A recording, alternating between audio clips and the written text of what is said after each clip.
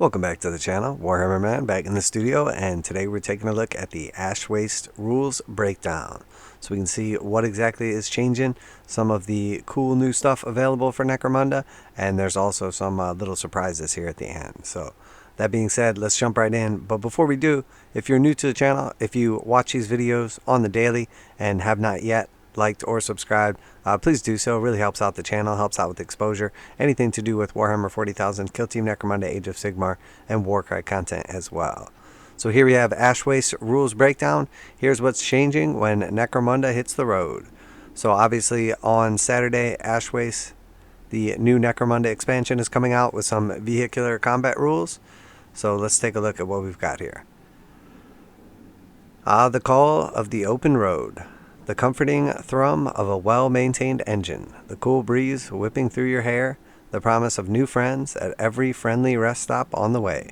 None of these things are available to you in Necromunda Ash Wastes, which is a game of murderous desert ambushes under the cloudy, radioactive skies of a dead world.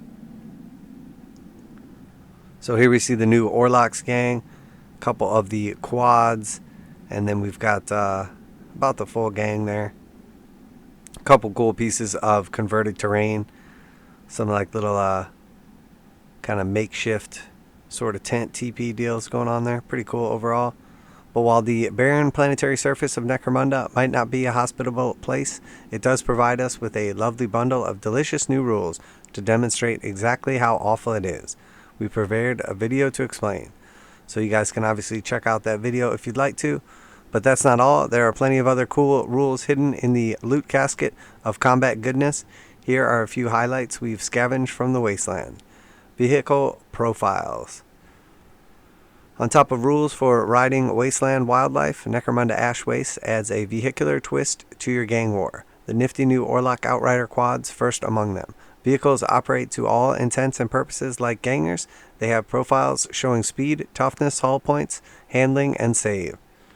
Alright, so here we see the first of our data sheets. The Orruk Outrider Quad is 80 credits.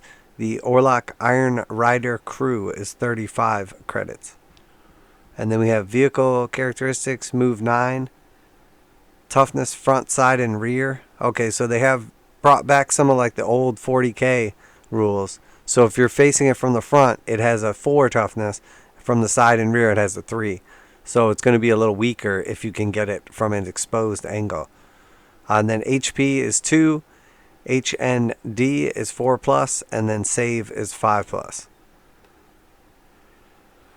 And then we have the crew characteristics. Ballistic skill is 4+, leadership 6+, CL 6+, willpower 7+, and intelligence 7+. So interesting. Makes sense, though, that it would be weaker on the sides. We're obviously going to have to do some kind of like handling checks when it takes damage or gets hit by certain stuff. Carries over the crew's ballistic skill and everything. So overall, it makes sense. Pretty quick, too, at 9 inches. Their crew also have profiles showing ballistic skill, both for handheld weapons and those mounted on the ride. Leadership, cool, willpower, and intelligence. These gearhead gangers can be separated from their ride, but they take actions just like everyone else. Oh, interesting. So if the ride gets blown up and the guys can potentially live and then continue fighting, it's definitely an extra little aspect to it. So vehicle actions. There's a cool array of new actions available to each vehicle, which work in just the same way as they do for the pedestrians. These range from simple actions like move, maneuver, and reload to more complex activities like drift, spin, move, and shoot. Double actions include full throttle and ram. I will leave it up to you to guess what those can do. There's also a whole new skill set for driving. Would you prefer an expert driver or someone who's ready to T-bone the enemy? Alright, that's cool. So some new skills to go along with the driving, so you can have like dedicated drivers for your vehicles and some cool bonus abilities. All new scenarios. We're not inside anymore, so it wouldn't do at all to be fighting the same old Underhive battles. In fact, on top of the 6 whole tables of unusual wasteland conditions like shifting dunes or caustic winds, there are 13 new scenarios in the rulebook, each designed for outdoor action. from unexpected shootouts in a wasteland ambush to repairs under fire after a breakdown, and even the terrifying weather report of an incoming storm. There's plenty of scope for carnage, whether on 4 wheels or 2 boots. And hey, what's that Bone Road Death Race all about? So it looks like they've got a lot of stuff covered here. The Ash Wastes campaign. In fact, there's an entire new campaign contained in the book, perfect for playing through which all the shiny new scenarios based out of Cinderak City, a giant crater, all of what was left on the entire hive destroyed in a squabble between 2 Halawar siblings. This campaign lets your gangs fight for control over key trade routes and sections of road that radiate out of this vital Necromunda trade hub, protecting and raiding the convoys of Cargo 8 ridge haulers that cross the planet. So, I mean, it sounds literally like Mad Max Fury Road, which is great. I thought that movie was awesome. They're definitely going like all in on that sort of like idea. Rules updates.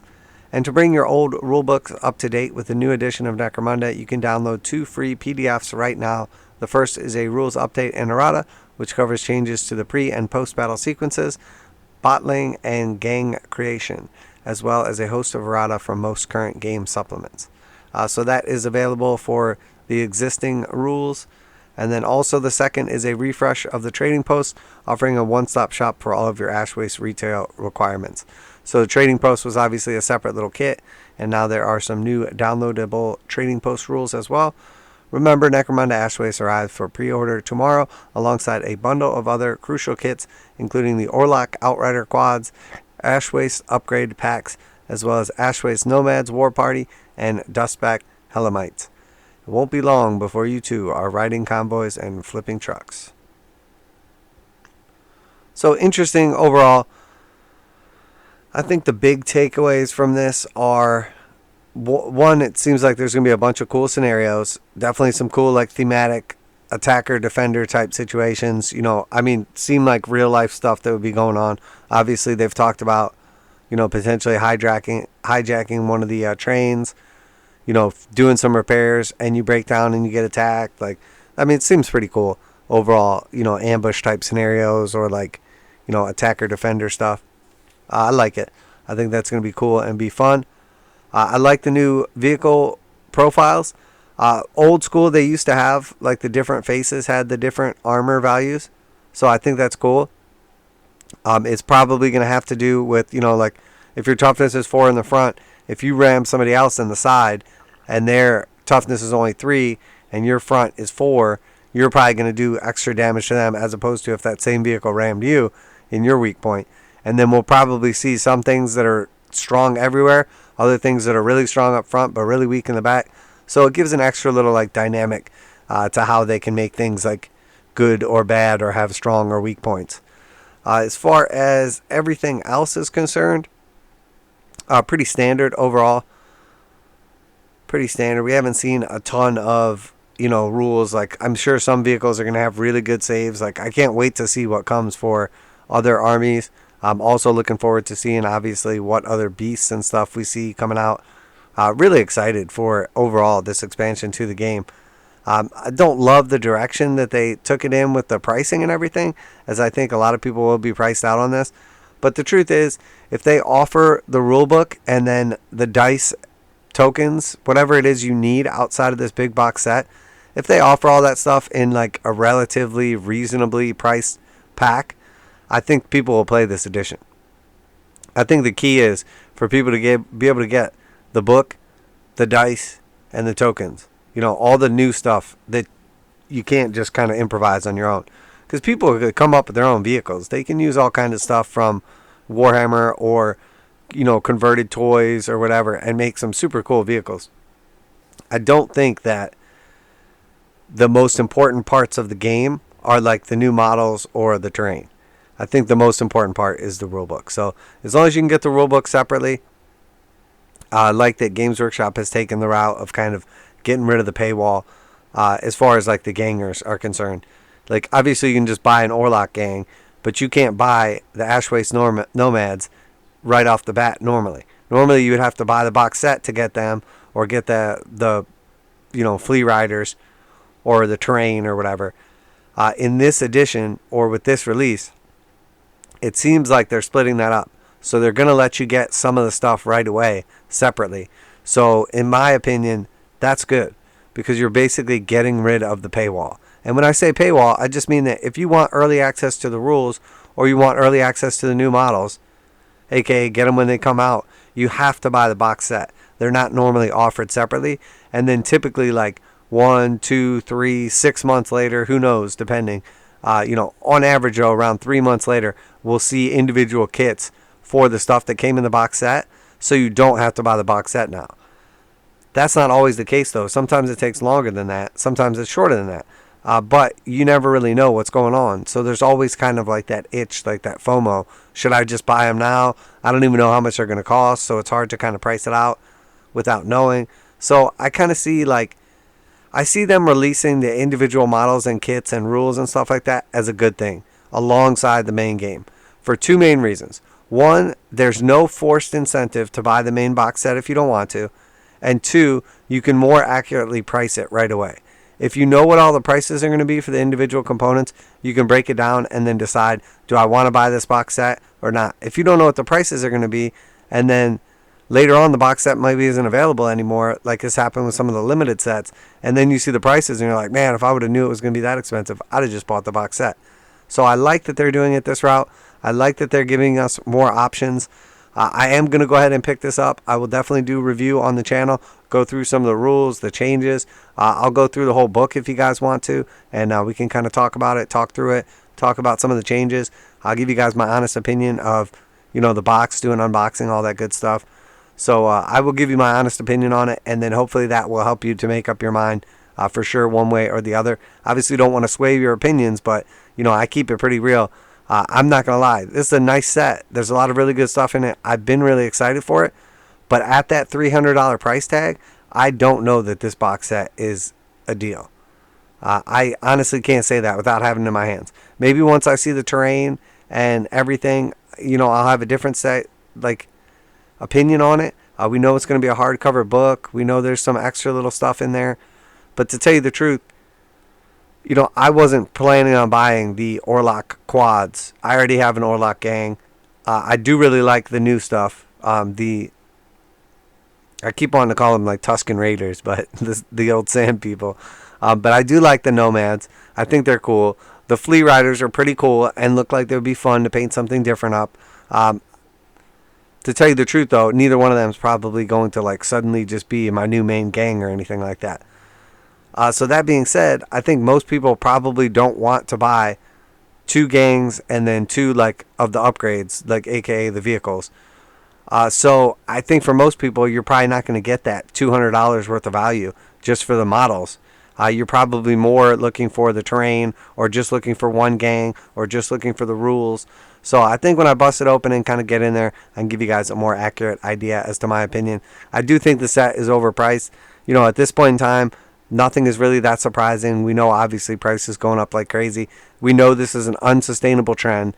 GW cannot go from raising box sets from 150 to 170 to 200 to 300 and expect to just keep doing this. So it doesn't mean this has to be the end of it, but we know it's not going to be sustainable going into the future, because people will just not play the game. They'll play other games. They'll just download everything for free off the internet, pirated. They'll 3D print, etc. So they will seek out alternatives if you give them enough of a benefit. And I think GW is going out of their way right now to make a lot of people seek alternatives, which is not good. It's not good for the hobby. It's not good for growth. It's not good for the games. It's not good for the company. It's not good for the shareholders. But it is what it is. It's their choice. They can do whatever they want. So we know obviously there's some crazy times going on right now.